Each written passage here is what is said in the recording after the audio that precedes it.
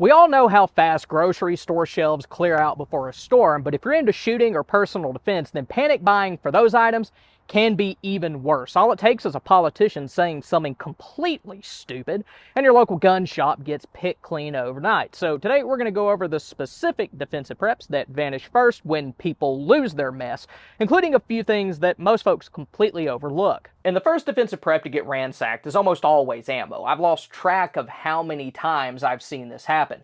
It could be caused by an upcoming election, after an election, or because some loser does something horrible. The first ammo scare that I remember personally happened in the fall of 2008, right around the time that I turned 21. I remember constantly going to the store to see if they had any ammo in stock. I just gotten to the point where I could conceal carry and actually buy handgun ammo, so I wanted to shoot. And thankfully I lived almost right next door to where I was getting my ammo, so I didn't blow all of my gun money on gas. But what I noticed during that particular instance, and a few since, is that common defensive calibers like 9mm and 45 ACP for pistols and 223 and 7.62x39 for rifles tend to be the first to go, and that included both cheap full metal jacket practice rounds and also more expensive defensive rounds. They were scooped up the second that they hit the shelves. Our local academy actually had lines outside of the store before it opened. One that I noticed stays around a little longer, though, is 40 Smith & Wesson, and there's a couple of reasons for that. First, less people shoot it. Even though it has a decent following, 9mm shooters dwarf folks who primarily use 40 Smith & Wesson. That being said, though, it's still very popular, so companies still produce it in large quantities, and those two things working together do make it pretty useful. So even if it's not what you prefer to carry, it's not a bad idea to have one as a backup. Then less common calibers like 10mm may not have as many people that shoot them, but those that do are probably going to scoop up what's on the shelves pretty quickly. And since they have a smaller customer base, manufacturers aren't going to be in as much of a hurry to restock it. I've also seen situations like in 2012 and 2013 where 22 long rifle became almost impossible to find, and that one was really frustrating because 22, it's a good practice backup if you don't want to burn through your main ammo stockpile, and it's also just fun, so that was not a great situation. But even during really bad shortages, there were still a few things that I could usually find. Larger rifle cartridges like 7 mag and 300 Win mag were usually available. Of course, it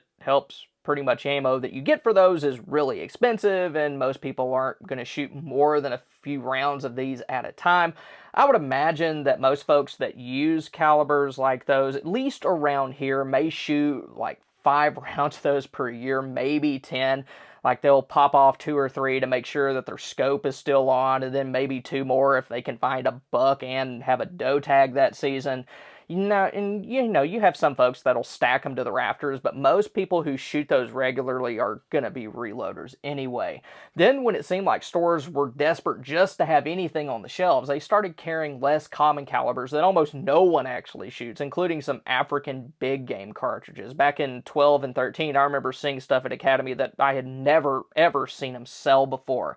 Then shotgun shells also tend to last a little longer, at least from what I've seen, although I do remember times where finding cheaper target shells was a little more difficult, especially if they came in the 100 round value packs. The hardest things to find were buckshot and slugs. Those, of course, are used for both hunting and defense, and you can find some varieties like this for only like $5 a box, so most folks aren't going to hesitate to scoop them up if they see them. But like with rifle rounds, the more expensive hunting rounds were a lot easier to find. People are almost always going to be more interested in ammo varieties that are cost effective to store in large quantities and are useful for defense. Another thing that tends to disappear very quickly is ammunition components, and this is mainly a problem if you reload. I started reloading probably around 2011, and what I've noticed over the years is that primers are usually the first thing to disappear, and they also take the longest to get back in stock, followed closely by powder. Another issue with primers and powder is that they require an additional hazmat charge if you have them shipped. A lot of folks, myself included, really don't want to pay for that, so we tend to stick to what we can find locally. The problem with that, though, is that very few gun shops actually sell reloading stuff, so if you reload, you gotta know your options. If, like, there's a little mom and pop gun shop near where you live, become very good buddies with the guys who work there. One of the shops around here kept an order list where you can make requests and they try to get it to you the next time that they did a bulk order. Gun shows are another option, and you can end up getting some pretty good stuff at those, since businesses that specialize in reloading tend to set up shop at them. Then, of course, you could always do a road trip to somewhere like Bass Pro or some other large store that has a lot of components. Like I used to hit those when we went on vacation. I think on one trip I ended up going to Bass Pros in Mississippi, Alabama, and Tennessee trying to find powder. We did have one open up a lot closer to here recently, so that's been pretty nice. Now, brass and bullets will sell out too, but shortages of those seem to be a little easier to manage. I've always tried to save as much of my brass as I could, even before I started reloading, so I haven't had to buy a whole lot of that. Then for bullets, there's a bunch of companies that produce those, so they tend to come back a lot faster than primers and powders do. So if you're willing to be a little flexible, like using plated bullets for pistol rounds, you should be able to find something. Then right along with ammo, the next thing that'll disappear when people lose their mess is magazines, and these have a lot going against them. First, magazines are almost always one of the first things that dipstick politicians will try to ban. Anytime something bad happens, bills are introduced at both the federal and state levels to reduce magazine capacities. Some politicians are basically opportunistic vultures that just wait for an excuse to submit these, and many times they are more successful than attempts to ban specific types of guns. There are already several states that have laws limiting capacities to 15 rounds, 10 rounds, or some other arbitrary number that someone who knows about as much about firearms as I do about brain surgery has pulled out of their rear end.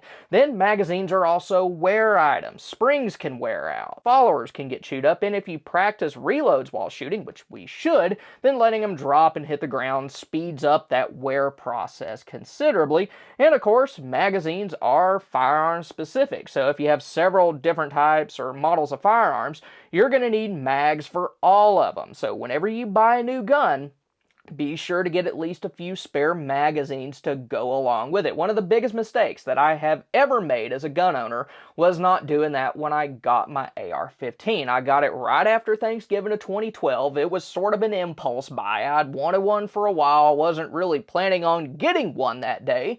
But there it was behind the gun counter looking so beautiful, and one thing led to another, and there we were. And since it was an impulse buy, I felt a little bit bad about spending any more money that day, so I just checked out and left. But then, less than 2 weeks later, something horrendous happened, and basically overnight, magazines were practically impossible to find. It literally took months before I even saw a P-mag in a store again.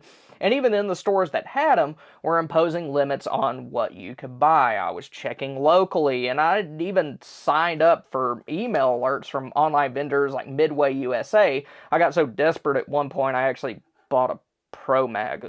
Ugh. Now, how many mags one should own has been the subject of endless slap fighting on the internet. If you have a bunch of money, then obviously, yeah, go nuts. But for most of us, it's going to depend on the type of firearm that we have and our budget. Like, you don't want to spend so much money on mags that you can't buy ammo or something else that's just as important. But at an absolute bare minimum, 3 or 4 mags for handguns will give you what you need for practicing concealed carry. But for me, I feel a lot better having at least 7 magazines per defensive handgun. If you want 10, 15 or more, then of course, go for it. But having at least 7 will allow you to have plenty for practice and everyday use, along with a small buffer in case one wears out, gets damaged, or you lose it. Then for defensive rifles, 10 or 12 is a good minimum to shoot for. But also, don't forget about magazines for other things like hunting rifles or .22s. Magazines for hunting rifles in particular may not be easy to find locally. Another thing that'll disappear when something stupid happens, and this one's pretty obvious, and it's guns. Like with ammo though, certain types tend to disappear a whole lot faster. First type of gun that gets scooped up almost every time is semi-automatic rifles, and the reason for this is the same as with magazines. The same dipstick politicians lurking around like roofers after a hailstorm to ban mags are just as desperate to ban the guns that use them. Some states already have restrictions on them. Hopefully those are gonna go away soon, but they are an issue as of making this video. Then, semi-automatic handguns tend to disappear right after, especially the ones that are known for being really good for defense.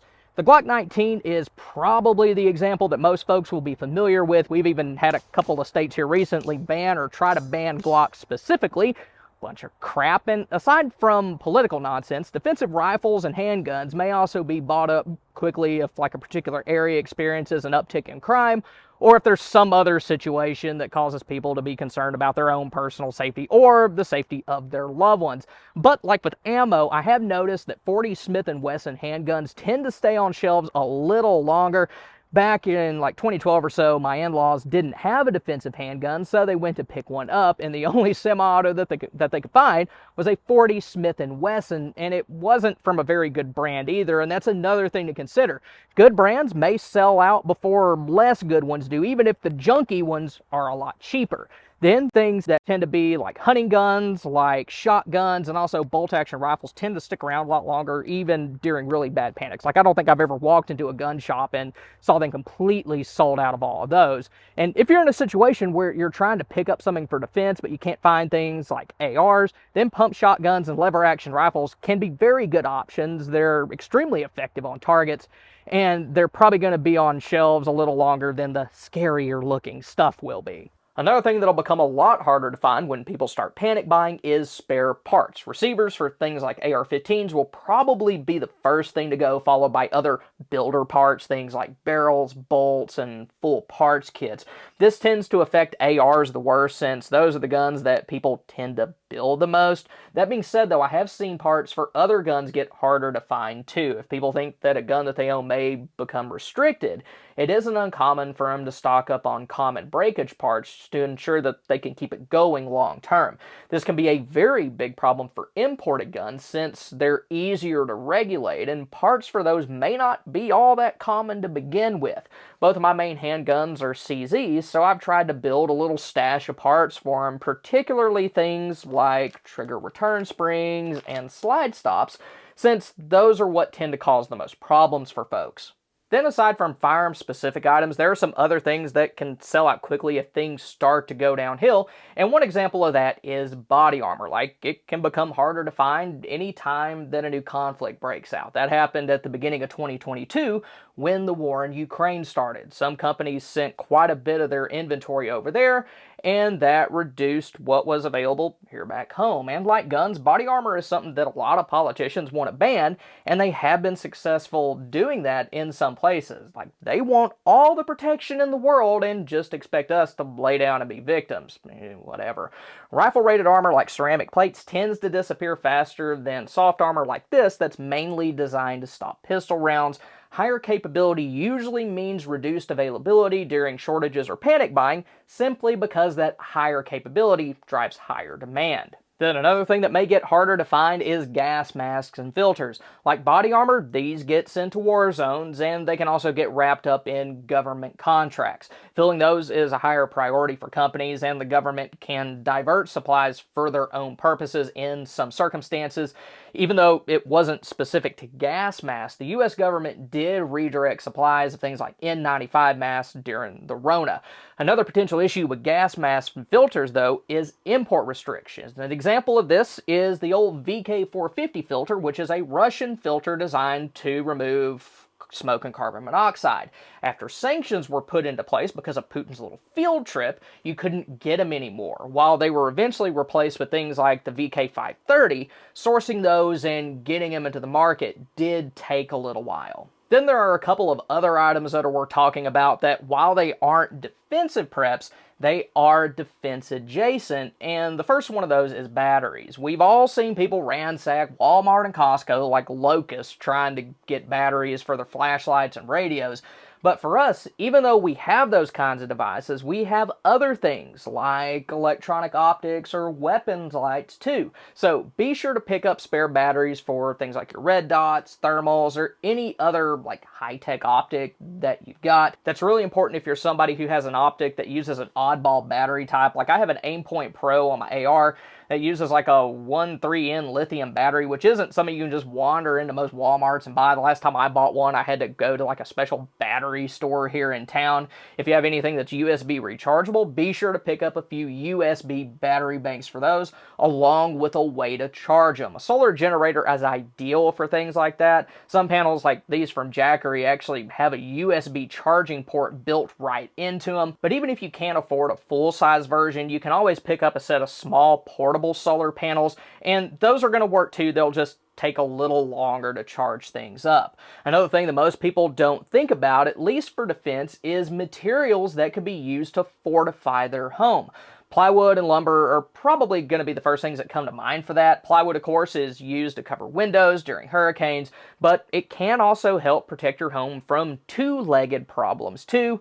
Dimensional lumber, like 2x4s, can be used alongside plywood to protect doors and windows, and it can also be used to create other fortifications, including things like door barricades, helping shore up gates, and any number of things. It's just very useful. People will also need fasteners like nails and screws to put all that mess together, so those tend to vanish also. Then if things get really bad, barbed wire could become harder to find at your local farm and ranch store. Now, if you want to see a list of defensive tools that you can use if guns aren't an option for some unfortunate, horrible, stupid, horrendous reason, then click here. Or if you want to see how to put together a rapid get home bag that you can use to get home quickly when everything falls apart, then click here.